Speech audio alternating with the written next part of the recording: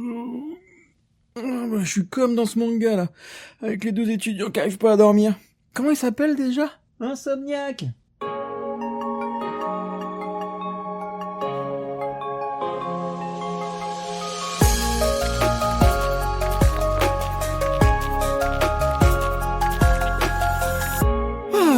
J'espère que vous êtes en forme mes petits Geekouniou, et que contrairement à Isaki et Ganta, vous n'êtes pas fatigués à cause de vos insomnies. Spoiler, ce manga me parle énormément, et pas que sur le manque de sommeil, on y reviendra. Vous l'aurez peut-être compris, en même temps, c'est dans le titre et je l'ai déjà mentionné. Aujourd'hui, on va parler du manga Insomniac, de son autrice, de l'animé, et même un peu plus. Alors, on se réveille, vitamine A, B, C, D, E, on se prend une douche bien froide pour se mettre un coup de fouet, et on se lance. Commençons par le commencement, c'est quoi Insomniac? Bon, c'est un manga, ça, vous l'avez déjà deviné. Un jour, Ganta, éclaté de fatigue, puisqu'il mène une vie avec très peu de sommeil, c'est dans le titre, se fait envoyer chercher des cartons dans le vieil observatoire du lycée. Un endroit dont tout le monde dit qu'il est hanté par le fantôme d'une ancienne élève.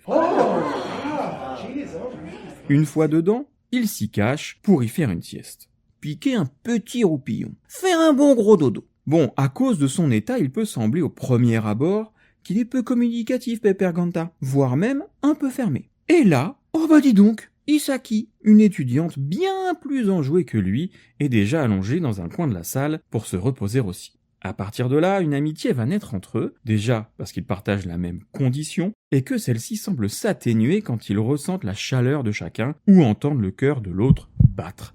Et aussi parce qu'ils vont relancer le club d'astronomie de leur école. Et là, vous voyez le truc venir, Insomniac plus astronomie, on va parler de nuit, de corps fatigués, de cœur qui bat, de moments suspendus. Et surtout, d'un manga incroyablement doux, humain et parfois très vrai. Côté Japon, le manga de Makoto Ojiro a pour titre Kimiwa Okago Insomnia et c'est publié en 14 tomes chez Shogakukan entre mai 2019 et août 2023, prépublié dans le Weekly Big Comics Spirits. Chez nous, c'est les éditions Soleil Manga même, qui se chargent de la publication également en 14 tomes. Le manga est terminé également en France, depuis le mois de mars 2025, à mon grand regret. Et oui, c'était tellement une jolie parenthèse enchantée, un petit bonbon tout doux, que de ne plus suivre ces histoires, ça m'a un petit peu brisé le cœur. J'en ai les larmes aux yeux. On peut parler de la méchante dame qui a décidé que sa série aurait une fin. Makoto Ojiro, c'est donc une mangaka japonaise qui, dans son œuvre, a un fil rouge. Elle porte une attention particulière aux émotions du quotidien. Vous voyez ces petits moments-là, auxquels on ne prête pas forcément attention, genre quand je suis stressé dans le métro, parce que j'aime pas trop le monde, et que Margot me chope la main. Ah, le soulagement. Ou plus simple, une journée pas ouf, et hop, un œuf au plat, une bonne baguette, c'est le meilleur plat du monde, je veux rien savoir, et ça devant un épisode de South Park, là, la vie redevient belle. Makoto, elle arrive à attraper ces moments, à les retranscrire dans ses histoires en les sublimant et nous faire comprendre ce qui se passe à l'intérieur des personnages. Mais elle est forte cette Makoto. Avant Insomniac, elle a fait pas mal de choses, donc je vais synthétiser, sinon on en a pour 2 ans, et je dois faire la vaisselle, sinon je vais me faire gronder. On va noter qu'elle a publié assez tôt sa première série, Kate Kin, en 2006. Elle avait 23 ou 24 ans, dans le Weekly Young Magazine jusqu'en 2008. Alors c'est plus érotique dans l'approche. Oh oui. Et côté dessin, on sent qu'elle se cherchait encore, en tout cas sur les premiers numéros. Sur la fin, c'est déjà un petit peu plus mature. Mais il y a quand même des tétés qui traînent. Ensuite, elle va faire Fujiyama-san wa Shinshunki, une série en 8 tomes, entre 2012 et 2016, une série qui a plutôt bien fonctionné au Japon et qui va commencer à la faire connaître. En gros, c'est un gosse d'1m60, Kanba, qui regarde dans les vestiaires des filles au lycée. Et un jour, il va y voir son ami d'enfance, Fujiyama, une joueuse de volley qui fait 1m81, se déshabiller.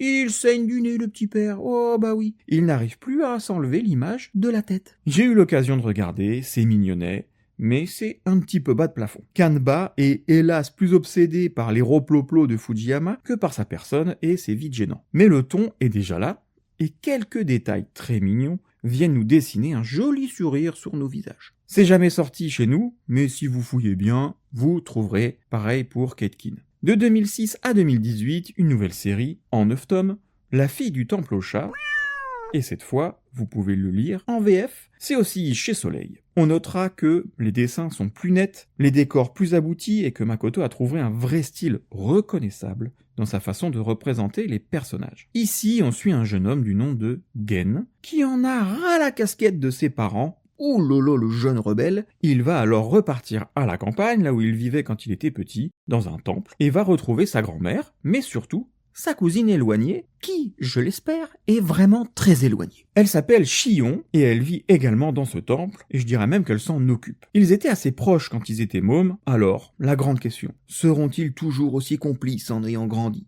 C'est un manga très simple, plein de douceur lui aussi, vraiment, je vois pas comment dire autrement, comme Insomniac, c'est juste doux et attendrissant.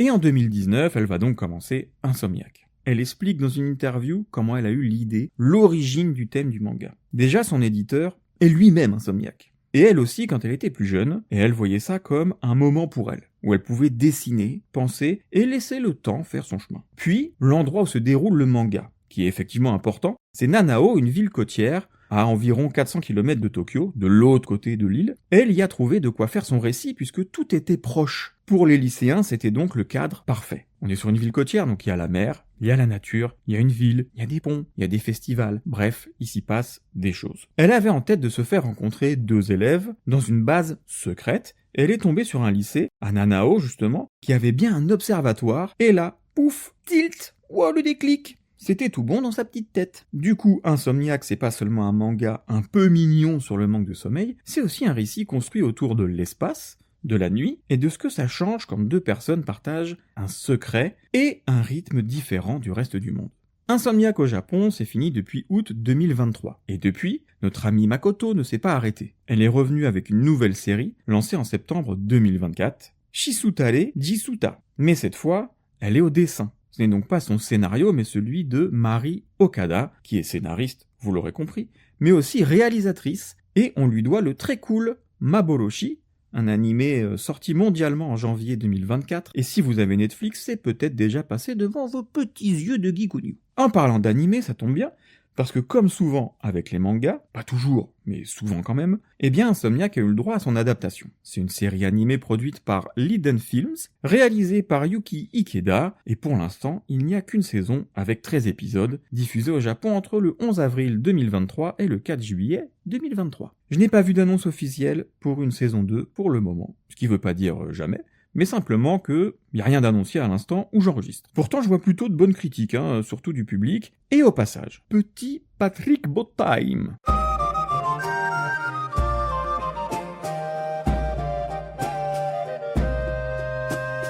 Patrick Botime. Au cas où vous ne le sauriez pas, au Japon, les animés, c'est un peu vu comme de la promotion pour augmenter les ventes de mangas papier. Généralement, ils sont financés via ce qu'on appelle des production committees, donc des groupes d'entreprises qui investissent ensemble, éditeurs, diffuseurs, acteurs du marketing, etc. Et l'idée, c'est souvent de rentabiliser une œuvre sur plusieurs supports. Animés, mangas, produits dérivés, musique, VOD, bref, plein de choses. Le rapport change évidemment avec la popularité mondiale que rencontrent aujourd'hui les séries animées japonaises, mais il n'en reste pas moins que pour les gros acteurs du secteur de l'édition, c'est une manière de promouvoir leur catalogue. Du coup, parfois, une saison courte suffit à faire le projecteur sur le manga, et parfois ça continue si tout s'aligne. Fin du Patrick Beau Time. Revenons à l'animé, dont le titre international est Insomniac's After School. C'est dispo sur ADN et Prime Video au moment où je suis devant mon petit micro là. La diffusion s'est faite entre avril et juillet 2023. C'est plutôt fidèle à l'œuvre originale, très bien animé. Les acteurs de doublage sont très justes, tout du moins en VO. Je sais pas s'il y a une VF. Attends, je vérifie.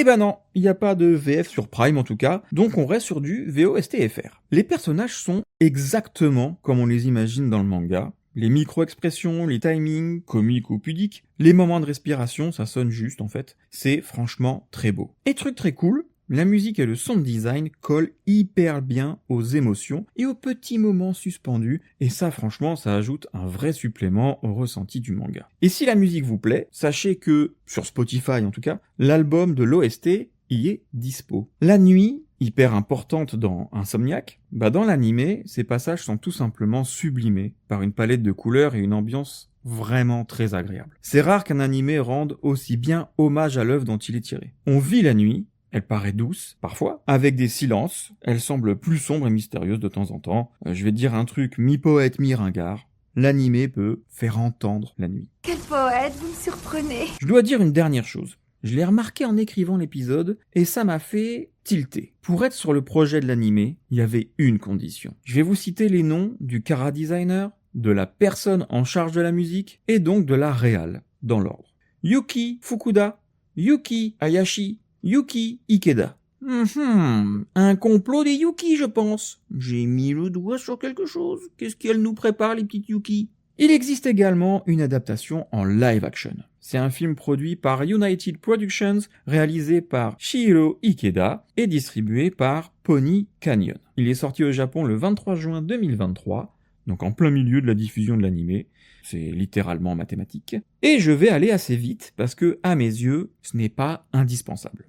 On retrouve des moments fidèles au manga et à l'animé, et c'est cool, mais ça suffit pas. Déjà, c'est un film de 113 minutes. Forcément, c'est plus condensé que 13 épisodes, et encore plus face aux 14 tomes du manga. Et puis, à la force du dessin, en animation ou en manga, tu peux pousser certaines émotions, certains silences, certaines atmosphères. Et ça passe naturellement. En prise de vue réelle, avec une caméra et des acteurs, c'est plus délicat. De mon point de vue, ça sonne moins vrai. J'ai plus de mal à y croire, et côté réalisation, je trouve que ça ressemble davantage à un épisode de drama qu'à du cinéma. Et l'étalonnage, perso, je le trouve un petit peu fade, surtout quand tu sors de l'animé qui est beaucoup plus chaleureux. Attention, ça reste très mignon, très cool, vous pouvez le regarder, c'est vraiment pas, c'est pas nul. Voilà, je dis juste que, de mon point de vue, pour moi, le manga et l'animé sont bien meilleurs. Après, et c'est un fait intéressant, le film a été projeté au Fantasia International Film Festival, à Montréal, dans Cheval Noir, qui est aussi la compétition principale du festival, donc au minimum, il a eu une vraie visibilité en festival. Aujourd'hui, on a parlé d'Insomniac, le manga de Makoto Ojiro, une histoire simple en apparence, mais qui touche fort, parce qu'elle parle d'un truc très intime, la fatigue, la nuit qui s'étire, et ce que ça fait quand tu te sens à côté du rythme des autres, mais aussi parce qu'on y voit une autre intimité. Celle d'une rencontre, avec des embûches, certes, mais ça reste une rencontre qui fait grandir. Quand je dis des embûches, c'est pas toujours simple pour eux. Leur entourage qui ne les comprend pas, des problèmes médicaux, sans trop en dire, ou tout simplement des instants de lycéen, avec le jugement des autres, mais il y a aussi le soutien des amis, les festivals de la ville et ses traditions, ou des instants de contemplation vraiment essentiels. Dedans, on a plein de surprises. Perso, ça me touche énormément. Déjà parce que Ganta et Isaki vont découvrir la photographie. Ils vont la découvrir ensemble, mais moi, en tant que photographe, ça me fait forcément un petit truc. Et puis, dormir, je sais pas vraiment ce que c'est. Donc, voilà. C'est mon rêve, d'ailleurs. Si demain, on me propose une pilule pour ne plus être fatigué et ne plus jamais dormir, je la prends, mais tout de suite. Enfin, je dis ça parce que je sais pas comment on fait pour dormir, ça se trouve, vous kiffez dormir. Moi, ça m'énerve, parce que je me retourne toutes les 5 secondes dans mon lit et que mon cerveau ne sait pas s'arrêter. Bref, c'est beau, visuellement, c'est beau dans ce que ça raconte, c'est léger, ça fait une belle pause. Un moment où on se laisse porter par une jolie histoire, et rien que pour ça, je ne peux que vous conseiller de lire Insomniac. Je vous le rappelle, c'est chez Soleil en France que vous trouverez les 14 tomes du manga de Makoto Ojiro. J'espère que cet épisode vous aura rappelé à quel point c'est mignon et ultra stylé, Insomniac, ou, si vous ne connaissez pas, que ça vous rendra curieux d'y jeter un œil. Si vous aimez Supplément Geek et que vous voulez avoir de nouveaux épisodes chaque semaine, 5 étoiles, un abonnement, parlez-en autour de vous. Surtout, parlez-en autour de vous. Partagez sur les réseaux, j'ai besoin de vous pour continuer mes petits geekouniou. On se retrouve dimanche pour Supplément Chill.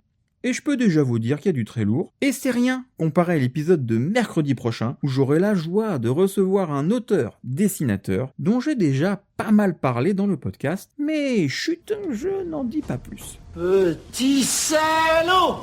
Allez, bisous mes petits geekouniou, geekez bien vos geekeries, et je vous souhaite une bonne nuit. Bisous bisous. Hasta la vista, baby.